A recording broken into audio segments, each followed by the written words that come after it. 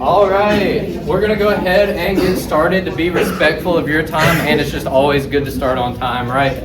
So this is the first event of the year in what we refer to as the STEM event series, sponsored by the Scott-Side Scholars. So we always try to kick it off with student presentations. And basically this is me also sending out a message to all of you for recruiting. If this is something you would like to do, present on your summer internship or REU experience, feel free to do that. Reach out to me, find me, come by the office, say I would love to participate in this, and we'll find a time that you can do that. Likely we'll be not holding more of these until the spring semester, but if there's enough interest, we can probably squeeze one into this year as well. Without taking up any more of the speaker's time, I will take up a little bit more time. Hold all of your questions to the end. So if you do have a question, write it down, put it in your phone or something, because what we'll do is let everyone do their presentation, and then we'll come back and do the questions as a group at the end. All right, and so I'm introducing first, this is Ashton Rice. He is a senior mathematics and engineering major, and he is going to be talking about his experience with the Tennessee Department of Transportation. All right, good afternoon, everybody. Like Brett said, my name is Ashton. I'm going to tell y'all a little bit about my internship over the summer. So real quick, a little bit about me. Like Brett said earlier, I'm a senior mathematics engineer. I'm born and raised in Nashville, Tennessee. Over the summer, I did bridge inspection with TDOT for my internship. So how did I get this position? I fortunately knew a couple people within the TDOT company. So what you'll do is you'll do an online survey. You'll fill that out. They'll email you back with an internship offer, and then you can choose to take that from there. What I will say about TDOT is it gives you a lot of different options. So you can apply for, I think, 3 or 4 different internships within TDOT. So, for example, I applied for bridge inspection, traffic operations, bridge design, and aeronautics. And so I chose bridge inspection. So a little bit more about the internship. So who is TDOT? Does anybody know who TDOT is? Who are they, Zach? I think something about Tennessee. Tennessee Department of Transportation. Yeah, I knew you was getting there. And so within, like I said earlier, I did bridge inspection. So a typical day as an inspector, which is what I was. So I would get there every morning around 7 a.m., 7:10 if you're a little late. They don't, you know what I'm saying, like too much about it. But I get there about 7 a.m. every morning. We typically leave the office around 8 a.m. We inspect 6 to 8 bridges every day. And you got to think, within the summer, I mean, these are new bridges you're seeing every day. So it's kind of cool to see something different every day. Not like people say they do that with their work. My overall contribution, honestly, it was like I was a TDOT employee. I'm not gonna lie. Like I was literally doing everything these people were doing, just making less essentially. But the experience was great. I mean, people there were awesome. Everybody's inviting. Questions are always welcome. Like it was a very comfortable setting. So my learnings and takeaways from the internship itself, Excel. Excel was used in every department of TDOT, every department. And it is troubling, like for example, for me, when I was first there, I did not have that much experience with Excel at all, like very little. But like I said earlier, asking questions, guidance, stuff like that, they offer all of that. So if you're a little nervous, you know, maybe not being familiar with something, they will help you. Blueprint reading, honestly, we didn't start doing that until like the last 2 to 3 weeks of the internship, but it was really cool to see kind of the numbers standpoint. You know, you go out there and inspect it, but you don't really see the design part. So yeah, I did get a little bit of experience with that, which was really cool. Also learned about bridge safety, of course, because that's what I was looking for. So a little bit more about that. Basically what we would do is at every bridge, we would look for any kind of cracks, spalls, which is just a big chunk of concrete pulled out of a bridge. Stuff like that. And then relevance to coursework. I'm being honest, was not much relevance to coursework at all. The only thing I will say is problem solving standpoint. So, you know, solving problems, figuring out solutions, working stuff, trial and error, stuff like that, that does relate to the field.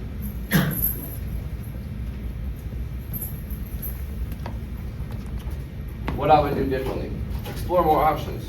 So what TDOT does, which I think is really cool, that I really should have took advantage of, so you can, for a couple of days, you can go to different departments, even though you're internship with a specific department, and go see what those fields are like. So, for example, I did do one, so I went to bridge design for maybe 2 to 3 days, and like stuff like that, like you can do anything. You can go to traffic operations, you can go down to the city and work in the HQ headquarters. There's plenty of options, all you gotta do is ask. Attend the intern events. This is something that I thought was really beneficial for me. I mean, so TDOT is divided into 4 regions, so you got one in Knoxville, Chattanooga, Nashville, and Memphis. And so the intern events, they have everybody that are interning from the state come in and they do lunch. We toured the Capitol. We did we explored the runways on the airport. It was really cool. Take notes.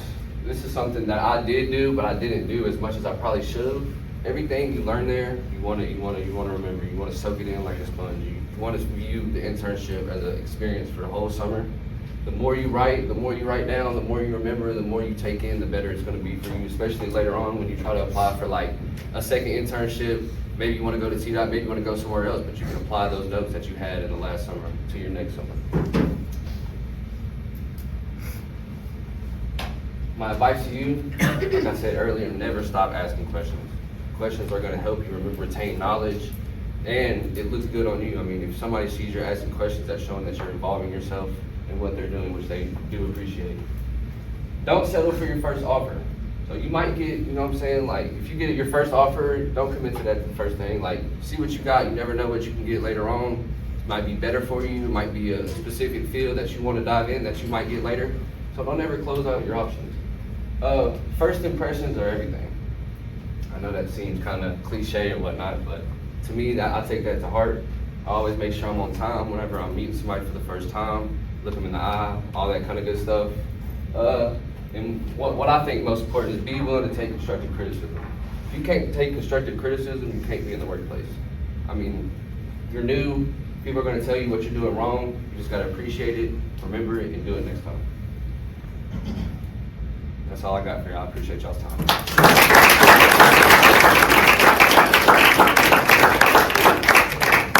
Thank you, Ashton. So we're going to switch gears completely here and keep all of the biologists and chemists happy as well. Our next, our third talk will also be on engineering topics. So we'll break that up by listening to Grace Rector, a senior biology major and I believe environmental science minor as well. So she's going to talk about her time with AgReliant.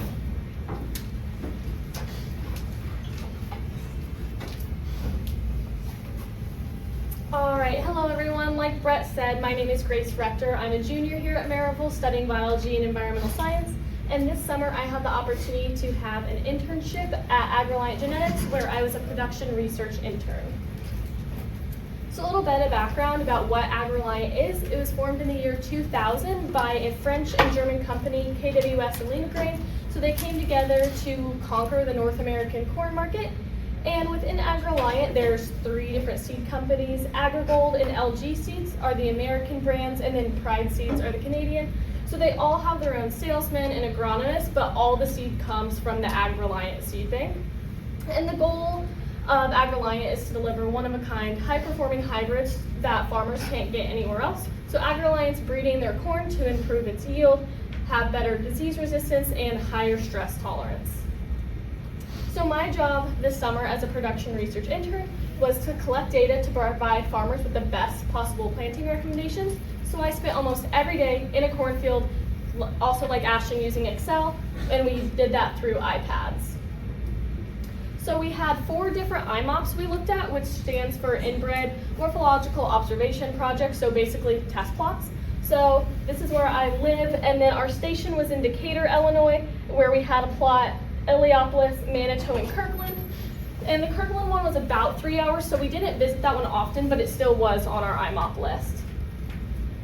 So throughout the summer, depending on the time of year and what growth stage the corn was at, we had different tasks. So in the very beginning, like middle of May, when the internship started and the corn was super short, we went through and staked every field in that picture you see on the right, you can see it identifies what range we're at, what row, if it's male or female, and what location we're at. That way when we were in the field collecting data, we knew exactly where we were to put the data into Excel. After we staked all the fields, we went through and did stand counts, so we counted exactly how many plants were in every range and every row. And one of the other interns' summer projects was actually comparing drone stand counts versus human. So that was a really cool project to see which one was actually more accurate. And then in June, our primary data collection was doing pre and post flowering notes, which I'll talk about here in a little bit. And then to prep for July, our pollen and silk counts, we did row tagging and taping. So once the corn got to its highest height, like 5 to 7 feet, the stakes in the ground were pretty useless. So we would go through and tag the first plant in every row, and then we would use biodegradable flagging tape, count 4 plants in, tie off, and then count 25. Because when we were doing our pollen and silk counts, we wanted that number to be out of 25. And then we did inventory on rainy days or when we were caught up. So we'd be in the lab doing kernel counts, organizing treated seed and weighing them, just so everything was updated and organized. So our pre and post flowering notes is basically herbicide screening. So we would go through and do every range and every row and rate the plants on how much damage and burn they had from the herbicide and if there was any stunted growth. So 1 to 2 being acceptable with no damage observed. 3 to 5 was caution, where moderate burn and stunting was observed, but herbicide could still be used with precautions. 6 to 7 and 8 to 9 were do not use herbicide. Thankfully, the majority of the ones we recorded were in the 1 to 5 range, so nothing was recommended where we should not proceed with any of the herbicides. And then in July, our primary data collection, where we were in the field every single day, was pollen and silk count. So within the 25, we would go through, and this is the tassel part of the corn, which has anthers, which produce the pollen. So we would go through and either shake the top of the corn plant or flick it to see if it was pollinating, and if so, we would count that as a 1. And then over on the right, this is what it looks like whenever we flag it. So you can see range, row, and it's male. And you can see that there's silk. So if there is silk anywhere from like a centimeter or all the way up to that size, we would count that as 1. And then we did it out of 25, so we could see exactly when that was hitting 10% pollen and silk, 50%, and 90. That way when planters plant this seed, they know exactly when it's going to hit those exact dates. And so there was also a few one-time data collections we did. So after we did pollen and silks, we did harvestable ear count, so we'd go through and see how many ears were harvestable. We measured the height of the plant, the height of the ear on the plant. We did green snap rating, which is when a corn plant completely snaps in half, so from like a storm. Thankfully, we didn't see any of that present this summer. Leaf disease rating, such as like tar spot or anthracnose leaf blight. We didn't see any of that either, which is really good. We would rate the top leaf angle, so 1 being straight up and down, 2 being kind of diagonal, and 3 being horizontal or below. We would count the number of leaves above the ear, and then we'd also see if there was any tiller's presence, which is just kind of when there's an abundance of nutrients in the soil and the plant tries to be big and bad and grow extra plants off of it. Thankfully, we saw a few of those, but nothing that was worrying. So every intern then had a specific summer project. So mine was tissue sampling. So at the beginning of my internship, a company known as ATP reached out to AgReliant to see if we'd be interested in their project, which was the NutriScan device, which is a nutrient scanner that uses infrared wavelengths to identify the specific nutrients in tissues and or soil. And so I was tasked with using that device and comparing it to a laboratory to see if it was actually accurate. So I collected the samples, used the device to analyze the samples, and then compared them with KSI Laboratories, which is the lab that also does tissue sampling. So I did 3 test locations, so 3 out of the 4, and we didn't do Kirkland just because it's like a 3-hour drive. So we did Manitou, Iliopolis, and Decatur IMOPS. Did 12 plants per scan and did random selection throughout the whole field. So basically just walked into zigzag and picked an average looking plant from 12 different rows. And so the reason we did this is so we can accurately act on deficiencies or surpluses in the field.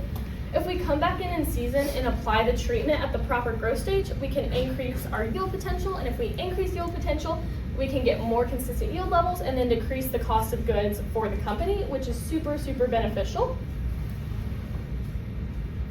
So to use the NutriScan, you have to download the NutriScan app on your phone and you Bluetooth it, so pretty simple. And then you go through, asks you a variety of questions, like if you're doing soil or tissue sampling, what plant you're doing, because it also does wheat and soybeans, I believe.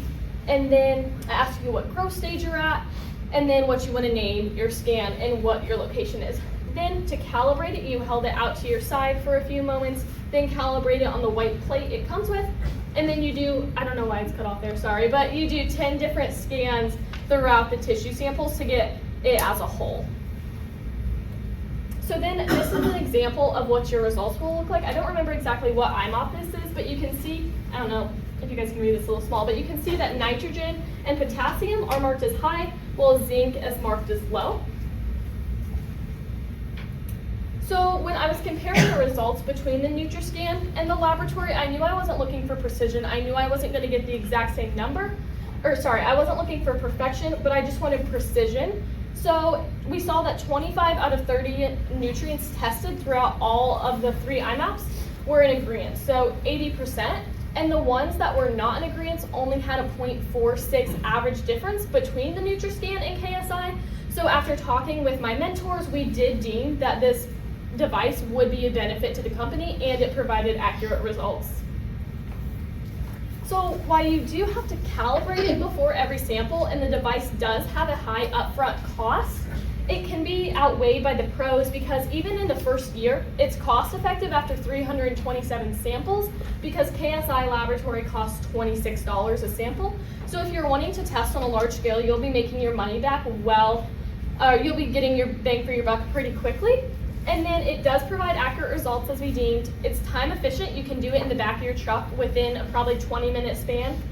You can do it at any growth stage and samples are scanned immediately, which is really important because we made the mistake of dropping our samples off at the laboratory on a Friday, meaning they weren't they weren't tested until Monday. So could not be as accurate as possible. And then we can have better crop management, so it can reduce the over or underusing of applications within the fields. This summer, I also had the opportunity to see all sides of the company, so I got to do a ride-along with an LG seed salesman and an AgriGold agronomist. So when I was with the salesman, we went to a growers meeting, which is a huge meeting of salesmen and agronomists and farmers, where the farmers are presented with new products for the up-and-coming seasons, whether that's fungicide, herbicide, pesticides, or even new seed brands. And then when I was with my agronomist, we went out and analyzed some of his plots for nutrient deficiencies and or disease. And these are a few examples of ones we saw. On the right, you can see that's a nitrogen deficiency, which is shown by the discoloration in the middle of the leaf. On the left is a potassium deficiency, shown by the discoloration on the outer. And then the top is anthracnose leaf blight, which is spores that can bounce onto the plant from the ground during like a rainstorm or a high wind event. And then we also got to do some site tours since AgReliant has multiple different stations across the Midwest and into Canada. We toured about 10 different sites, but I'll only tell you guys about some that really stuck out to me. So the first one was known as Genective, where they genetically modify plants such as corn and soybeans specifically for insect resistance. And they actually have their own insect breeding lab. So we were able to tour that, which was super, super cool to see. And then we toured their greenhouses and the outdoor plots where they test those insects and the specific traits that they're breeding for the insect resistance. Then we went to the Ivesdale AgReliant station where we actually got to practice hand pollinating corn. So as you can see, the bags on the top, you would keep the bag on the tassel and kind of bend the plant to get the pollen. Then you would swiftly take off the bag covering the ear and dump it on and quickly put it back on because contamination is so easy to do. You have to be super strategic with it. So it was a really cool experience and they didn't let us do it on any real plots, but it was fun to still do. And then at the end of the summer, at the beginning of August, we traveled to the corporate headquarters in Westfield, Indiana, and presented a similar presentation that I'm doing now, but we presented our findings along with other interns across the board. So there's like accounting, finance, IT, marketing. So we all presented how our summers went. And this is actually one of the last pictures ever taken with the AgReliant sign, because at the end of the summer, right when my internship was ending, GDM, which is one of the largest soybean companies in the Midwest, actually got AgReliant out. So now they're going to be combining corn and soybean traits. So super exciting. So overall, this summer, I gained on hands-on experience in production research. I developed professional skills through teamwork, communication, and fieldwork, and I gained insight on future career possibilities because I was super interested in the agronomy ride-along. And so, thank you, and we'll do questions after, like Brett said.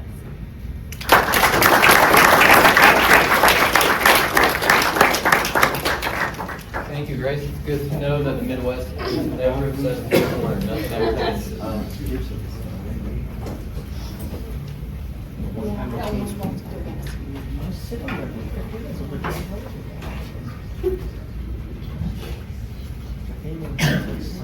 All right, and next up, our final presenter, we have senior mathematics and engineering major, RJ Simmons. Thank you.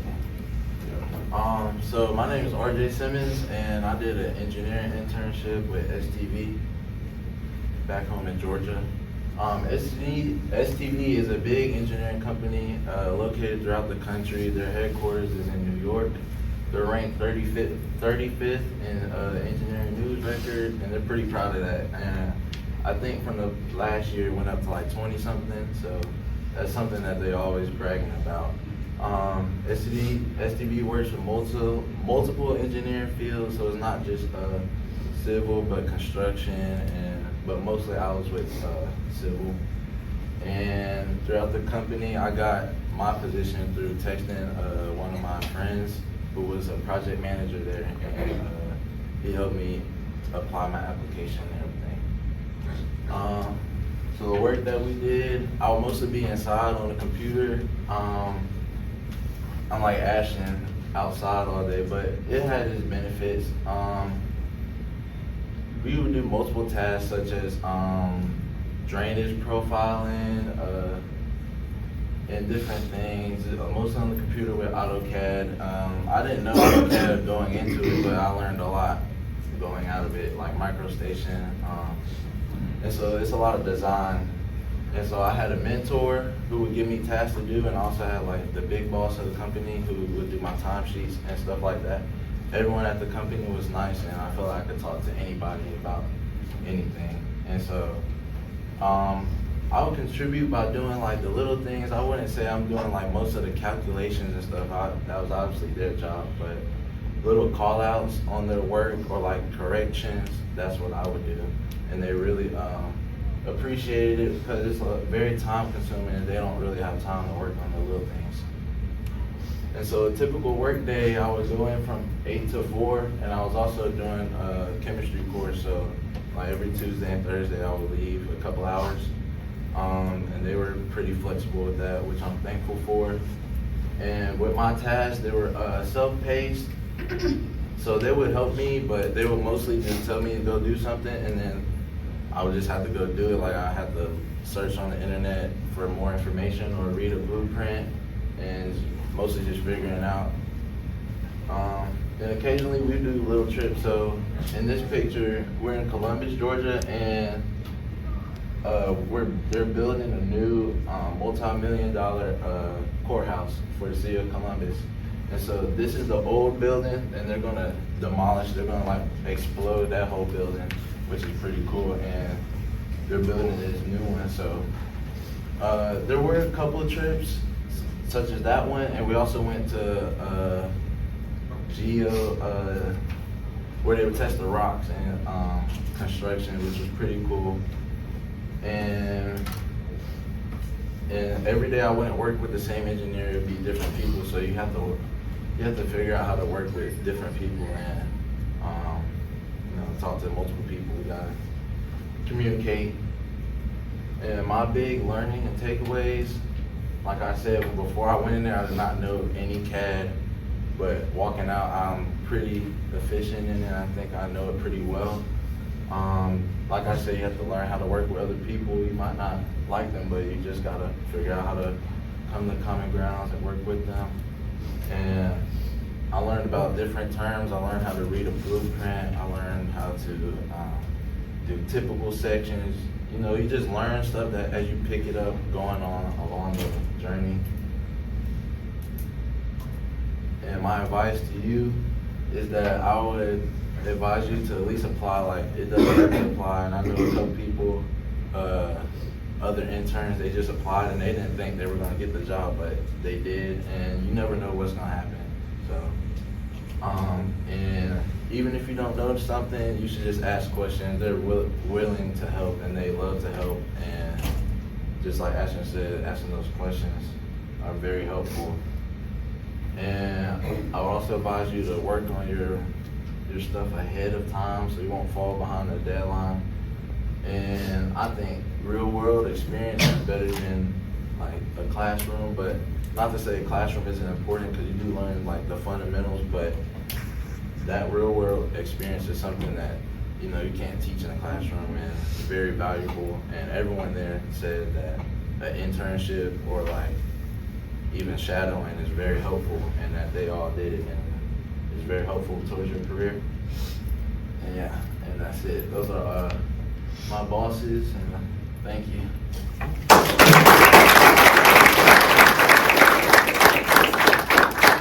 ahead and bring the rest of the presenters up. Dr. Smith, could you throw the other lights on? Thank you. We're going to do questions now, so we'll open it up for general questions for any of the speakers. Does anybody want to? Gianna? Kind of for RJ and Ashton, but you guys, it sounded like you guys did a lot of projects. Was there any certain project that was like your favorite to work on, or something that was really interesting that you did? Yeah, towards the end, it got a little more interesting for me because I was switched from another program from MicroStation to I forgot it was called Open Roads, but basically we were doing like a street improvisation, so we were improving the street, and I learned more about like typical sections, and I had a little more freedom with the job, so I was in there actually like creating lines of disturbance where they couldn't, like, you know, break the soil because that was other people's properties. And like towards the end I learned a lot about what they do in the process from beginning to end, and so that was my favorite project because it was something simple like taking a street, but we added more parking spaces and the flow of traffic will be way better, and the lanes will widen. So my favorite project, so we went over this bridge over the Cumberland River, and if y'all have ever seen like somebody working on like the light posts, y'all know those big trucks with the like they bring them all the way up. So we basically had one of those, but it went under the bridge, and so we inspected. They call it spans. It's like a portion of the bridge. So we inspected, I think, 34 spans on that bridge. It took a week, so that was probably my favorite project. It was cool. Did you get to be in the machine? Yeah. That's cool. Yeah, you have to get harnessed down and stuff. It's kind of scary, but it's cool. I have a quick question for Grace. So one of the things people might not know is that like roughly 99% of the corn grown in this country is actually not for human consumption, but for other means of production. Was the corn you were working on for human consumption? Or I'm to not be? exactly sure where they were like directing our corn because we were doing all test plots, but I know my family farms and they send a lot of theirs for like cattle. And like other countries. So I'm not exactly sure where ours was going from, but I would assume for livestock. Okay. Go ahead. Yeah. Okay, so I have a question for RJ. So I'm just curious, when you were in Columbus, Georgia, like at the old site, was it kind of like a tour, or like did they have you like do tasks? yeah, it was more like a tour. So we started off in a meeting, and the meeting was like an hour and 30 long. It was a pretty long meeting, but they just went over like, what are we doing today? What tasks do we need to complete for next time? And it was basically like a checklist, and they went over that first before we went out to the site. And then we had like a safety meeting about the do's and don'ts. And then then we went out to the site. They showed us everything, and like where the jail cells were gonna be, where the courtrooms were. And it was basically just a tour. We didn't really like do any construction or anything, but we're mostly like the design. Like we design what the building's gonna look like, and where the floors are. So yeah, it was pretty cool. How many years do you have to intern until you can like become a part of the program officially?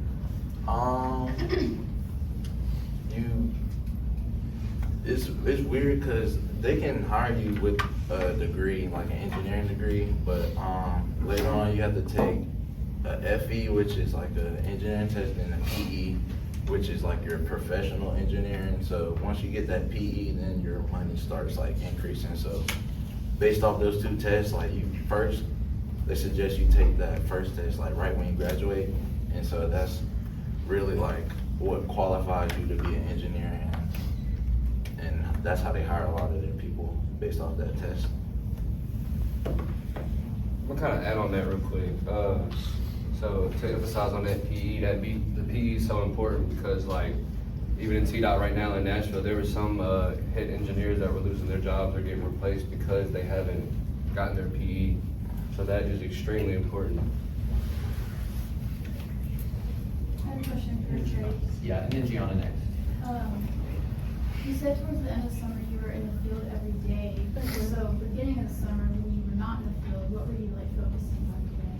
So that was like sometimes when we would mix inventory between the week, but in July when we were doing the pollen and silk counts, that's when we were like actively like having to be there every single day. And we even worked on the 4th of July, so farmers could have that data. But yeah, it would be a mix of like just running to the storage unit, cleaning out our trucks, doing inventory. So kind of like a mix whenever we weren't doing the pollen and silk. I was just curious, what herbicide was used on your plots? Was it a different one for each plot? Or? Yeah, so it was a different one. It was like a mix. So like there was like, I'd say probably like 10 used in each plot. And so that was like something like one of the other interns looked at. And it was interesting because they would use the herbicides and some would perform really well in one of our plots that had really sandy soil, and some would like not perform well in one that was like a lot less sandy. So it was a mix to see what traits and what herbicides combined well. So there was probably like 10 to 15 herbicides per test plot. Since you did the nutrient analysis, do you think the herbicides had any effect on the plants in that way, or? I would have to look more into that, but I don't think it would affect the nutrients directly. It's more about like the growth and like the look on the leaf of the burn. Do you know if the company went with the nutrition scan? Whenever I presented this at the headquarters, it was like a huge discussion after, and everyone was super for it and wanted to get it. I don't know if they have actually purchased the device yet, but that's what's the direction they were heading as far as I heard.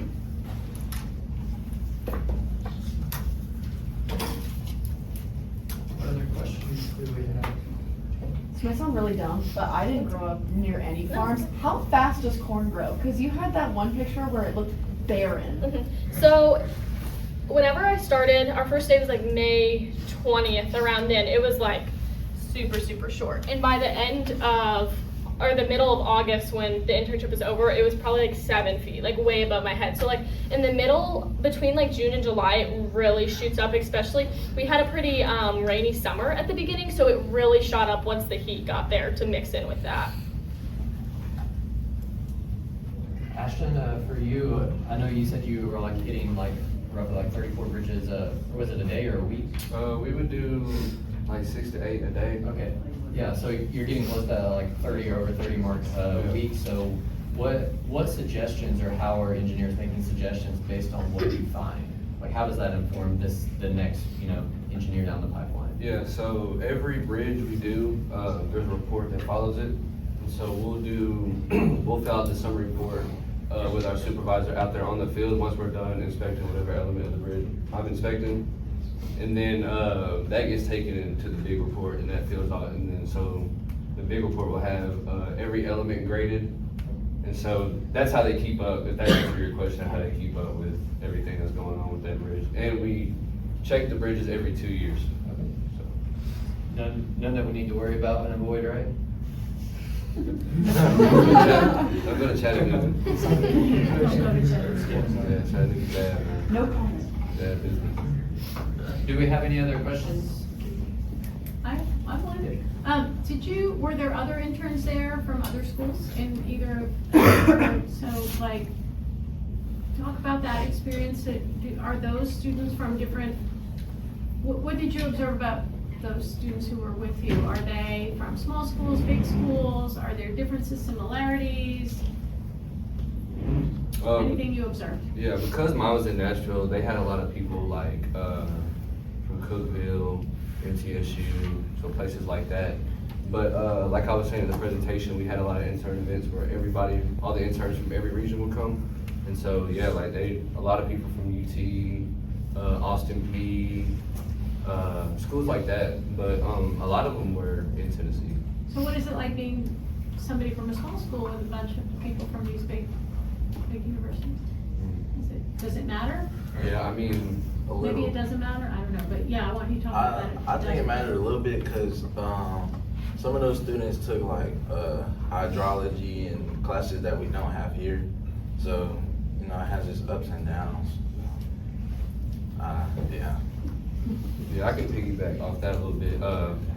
Yeah, that is a good point. So, at least with my experience, because I had another intern that was with me in bridge inspection, and he was actually a year under me, and he had taken a lot of like engineer-focused courses, so like dealing with like water and stuff like that. So I wouldn't say it necessarily gives them a bigger advantage. I never felt like I was at a disadvantage at any point, but I will say it kind of gives you a little more to talk about, you can say, with what you're doing in school and stuff. So they were more specialized, you feel like? Yeah, I mean, like I said, I didn't feel like I was at a disadvantage at all, but if anything, I kind of appreciated it because I could ask him about, you know, because I plan on going to UT, so I could ask him about courses and stuff like that. But I don't feel like it played a big factor. I don't know.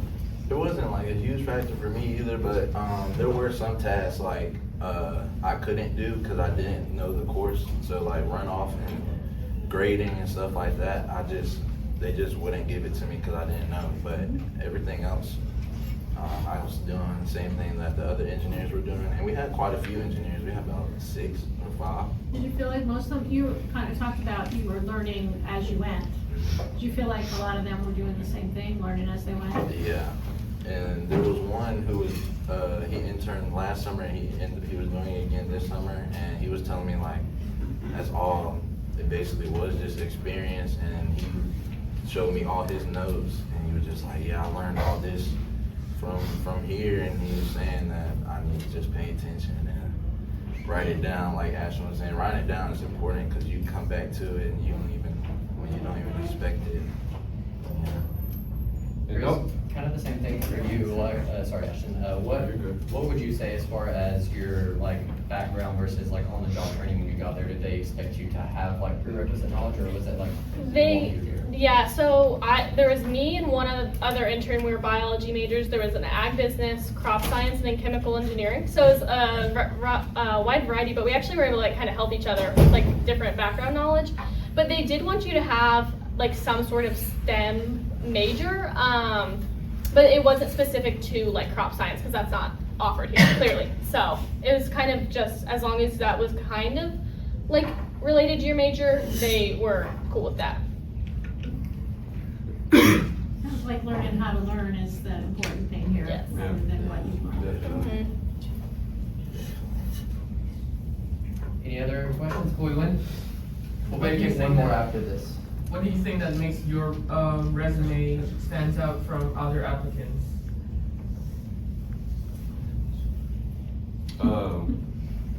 For me, being in the Bonner Scholarship kind of helped me with that. So if y'all don't know, being a part of that scholarship, you have to do a summer of service twice while you're here. So I had completed both of those. So I don't know for sure what set me apart, but I think the extracurricular stuff like that scholarship that helped me do that, like stuff like that, I think definitely helps. Me personally, I knew somebody, so that helped a lot because he instantly like pulled my resume. So I mean, And if you don't know somebody like RJ did, reach out is the other thing, right? Like that personal connection. So even if it's just reaching out to the engineer that you would be working under and introducing yourself via email, that's important. Right, and I want to piggyback on that networking, right? That network It's that you happen to know somebody, but you can also build your network.